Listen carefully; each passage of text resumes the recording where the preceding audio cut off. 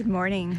It's Saturday and I'm having a self-care moment.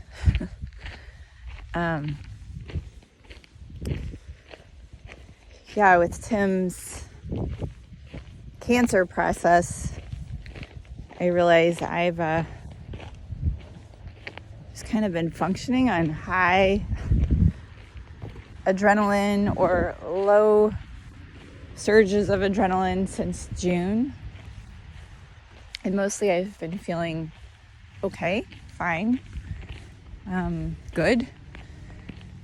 But right now, as I prepare for his CAR T-cell treatment, which is in December, I feel like physically, there's not really anything to do. But mentally and emotionally, I definitely feel myself letting down after the ICU experience and the weeks that followed. And then the rush of energy that went along with harvesting everything from our garden to beat the frost. And, early December feels like it's just around the corner. And I've just been aware this week of my solar plexus really feeling kind of tight and constricted, and just some discomfort there. Then yesterday I went in for an endocrinology appointment. I have a little bit of osteoporosis that's forming, or calcium leaching. Part of that's related to my size and bone structure and genetics, and I need to be more vigilant around kind of eating things that will support. I've been doing, lots of green leafy stuff, but I don't do a whole lot of dairy or whatever. I don't know. I can't even think about that right now. But yesterday, what was most alarming for me was that my blood pressure, which is usually in the 90s over 70s, was 138 over 90 something. And I was like, holy shit. I've been feeling something in my chest and solar plexus. And I kind of just thought okay, I'm making this up. So I'm just acknowledging that I do need to do a better job with caring for myself. I feel like that phase I was in, after birth, and you've got, your child, and you're I remember the first time I went away for a few days after, both girls were young, and going through all of the breastfeeding and the waking up at night, and your body's just totally tuned in to their every breath and sound, and you're on high alert, and you just one little peep and you jump out of bed and rush. And I feel like I've been in that mode with Tim, but with because with your baby, you're just hardwired that way because you want to make sure they live, that they get through that phase of life when they're 100% dependent on you. And that is the mode I felt like I've been in recently.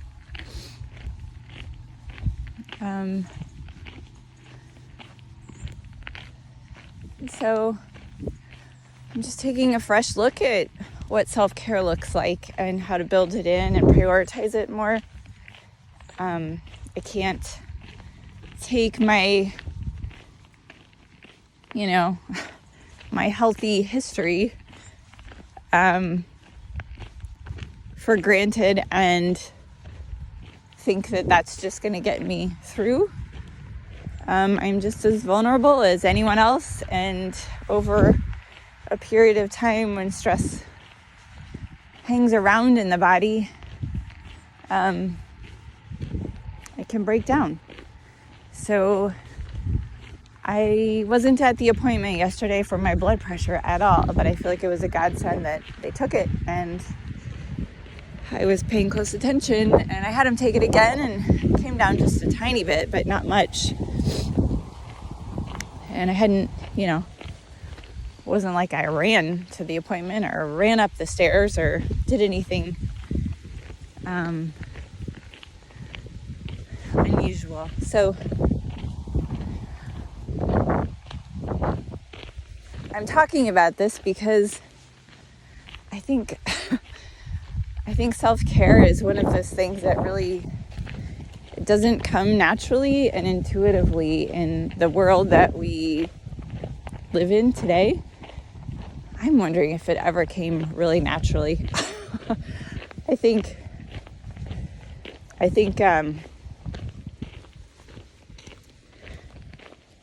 for me lately, I've had moments where I'm like sitting in front of my computer screen and my brain just like shuts off and I can't think of anything, or I'm having a conversation with somebody and I'm like trying to string together thoughts and it's just not happening.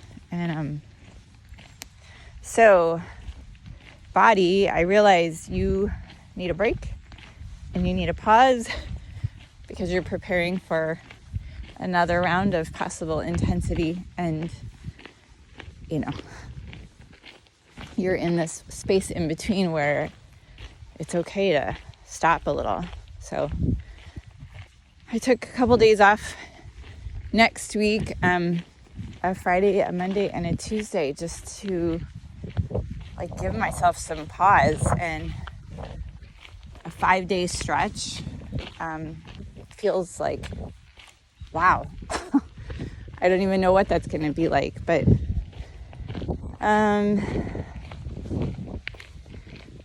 yeah, I don't know. This is an interesting place to be in, where like everything going on around you feels kind of contingent upon like your capacity to keep all the plates spinning. And if I drop the plates and can no longer keep them all spinning, then what happens? I think when someone's going through chronic, through a sickness, there's this acute phase where it's very apparent that they have a lot of need. And so the help rushes in and support rushes in. And then there's that lull where it seems like everything's going okay and life is starting to look like it's back to normal. But I think, that's when the adrenaline, I think, really starts to no longer be of help, but starts to take its toll for those who had the adrenaline moving. Me, caregivers.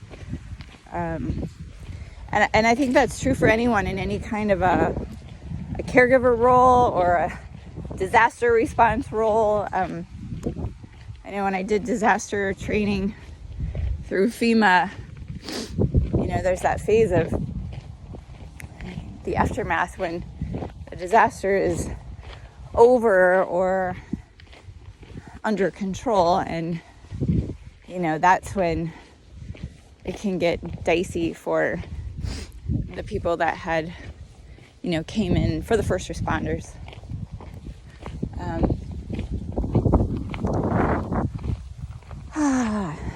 So my TEDx talk has been postponed to February, so that feels happy because I really wanted to rally and do it right now, but I'm super grateful that the person who is organizing it had the ability to reorganize things a bit and allow for me and another person to postpone ours. So that's good. All right. I'm going to keep walking And as I part, I'm going to extend an invitation. Don't worry about me. I'm like going to figure this out. I'm a OT and a coach, and I have good support. Now I'm like at self-care on my radar. But I want to invite you to think about self-care for yourself. Like, what do you do to care for you? What are the plates you're spinning? And how are you prioritizing self-care in your own life? And is it self-care that's really regenerating you and rejuvenating you so that you can show up to the things that matter to you in the way that you want to? I think at times like now it's really like vital to learn to say no, learn to set clear boundaries, and then look at like, well, if I could do anything to care for me right now, what would that look like? So for me, it looks like this. Just going for a beautiful walk in the fall. This is good medicine for my soul. So, all right, peace to you. Have a wonderful Saturday and a happy fall, or whatever season it is where you are. Enjoy it. All right, bye.